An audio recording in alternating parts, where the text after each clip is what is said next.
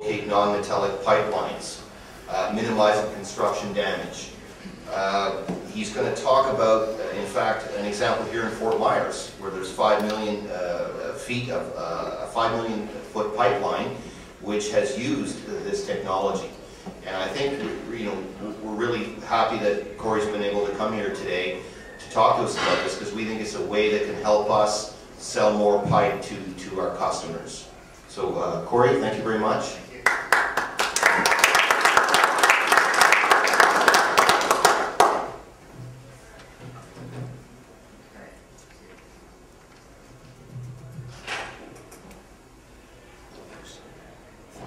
So, ask a question real quick. Does anybody know what April is? National Safe Digging Month. In fact, I think about 3 weeks ago, the Senate passed a proclamation making it official. There's been a number of states have done things at the state level. But one of the things that's near and dear to my heart is, of course, locating and marking and underground safety. I'm on the board of directors of the Common Ground Alliance. That's a group that several years ago we had Congress pass a law where, call before you dig, send somebody out with a locator, which is my product. Before you're allowed to dig, you have to identify the facility with flags or paint. To give you an idea of the scale of that, that happens 100 million times a year in the U.S. In Texas, I think we have about 10 million locates every year. So, with that said, kind of give you an overview of the businesses that we have, and then tie it to a specific example in Fort Myers. There's locating, fault finding, and asset location. Traditional locating, which is in the one-call system or in facility maintenance or management, you apply a tonable signal here to some kind of metallic conductor. Then you take a wand and it'll trace that out. In the one-call system, you'll put paint, flags, and such, and mark the path of the buried facility prior to excavation. But what do you do with plastic pipe? That's the question.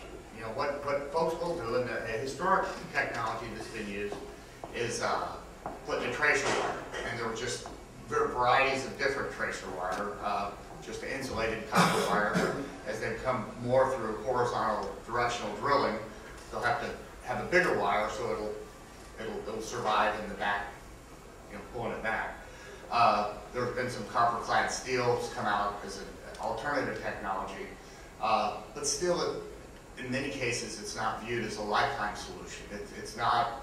If it breaks, it doesn't affect service. People don't go fix it. In Florida, they have a lot of corrosion issues when they bury wire like that, so they elected not to use it here. Challenges in locating. When you can't see something, it's kind of tough to say where it is. There's inaccurate records, incomplete as-built, unmapped facilities, and lots of abandoned facilities. Particularly as we have a broadband build-out, they're not necessarily harvesting all the copper telco wires as they put out fiber. Congestion, grounding, common trenches, soil conditions or types. So there's lots of issues where people have when they locate. And then what has happened to a lot of the locating industry is it's been outsourced. It's not a core competency of most of the utilities, putting paint on the ground, so they outsource it to a contract locator. Contract locator has a great scale. First, they don't have to have $80,000 worth of stuff in an expensive bucket truck. They can just drive a little Ford Ranger and have a locator in the back, a locator in the back, so less overhead. The next thing is if they can work for more than one utility, when they go out to a location to do a locate, they can do 3 utilities at a time. And so one trip, they can mark multiple utilities. The problem becomes, though, is they wind up with huge amounts of turnover. I've seen as much as 50 people, or 50% a year turnover in some of these. Talking to one of the guys up in Canada, he says his company goes between 330 down to 30 people when it gets to be construction season. So how do you manage a workforce like that? Workload fluctuation, quality and productivity issues. When we get to damage prevention, lots of things. You start off with an accident, you might have death, injury, property damage, emergency service, something to fix. But it could also be lost sales, lost taxes, lost production, machinery damages, stuff like that. You hit something, all of a sudden, you know, the whole project stops. You're not going to get as many feet in the ground as you hope to that day. When you go through, basically the bottom line is prevention's better. You know, an ounce of prevention is worth a pound of cure. And so we have come through in the U.S. with one call system. I think we have about 80% of the locates that are performed in the U.S. every year are done through the one call system and call before you dig. To give a perspective, in 2008, I believe they estimated about 200,000 damages through excavation damage, down from about 256,000 in 2007, the previous year. What's the cost of the damage?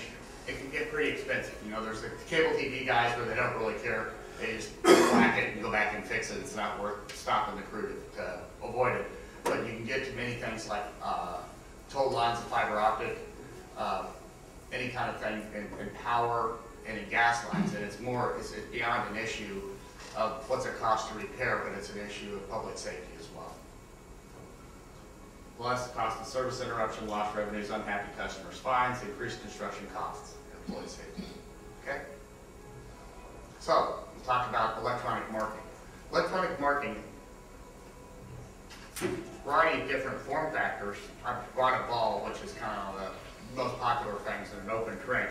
But there's a variety of different form factors, and basically what a marker is, it's a resonant coil, and I'll show some pictures of this in a minute, but just to kind of give you an idea of what it does. It resonates at a particular frequency, and there's an energy storage device, and there's a capacitor. People say, how long does it last? No battery in here, so it's warranted to outlast the facility. We have some people attempt to recycle it, but what this does is it pulses at that frequency. It depends on which kind of frequency. They're color-coded, as you would expect, by the APWA color code. But basically, we just light it up. So a person can walk by and see it, okay? Now I have it kind of gained so you can see it to pinpoint here. When you turn this thing on, it's at full gain, and it'll give you about a 6 to 8 foot hot spot. So when you start to walk up to something, you can say what it is. Now, the newer technology, we have memory in here, so it's programmable. So you can read and write stuff to it. So can it tell you that there's a fitting down there, or a dead end, or... Yes, it'll tell you there's a fitting, what size. You got 6 questions and 6 answers you're allowed to program, plus there's unique serial. Okay? And we'll talk some about that, exactly though. And that was one of the big things that broke through where it became a path marking application for non-metallic facilities, is the use of the programmability. Okay? Say for example, I was with a guy in Fort Myers 4 or 5 years ago, and they were buying a whole bunch of these markers, and I go, what's going on down there? I went down, there's 5 million foot pipeline going in. And its marker costs about twice as much as the dumb marker that just said it's a certain utility. So I'm following the field technician out there, and I go, well, what's the value of this product to you? And he goes, well, then he reads it, and he goes, well, I used to want one call. He used to have the marker utility. He goes, says it's a 45-degree angle, so I need to go that way.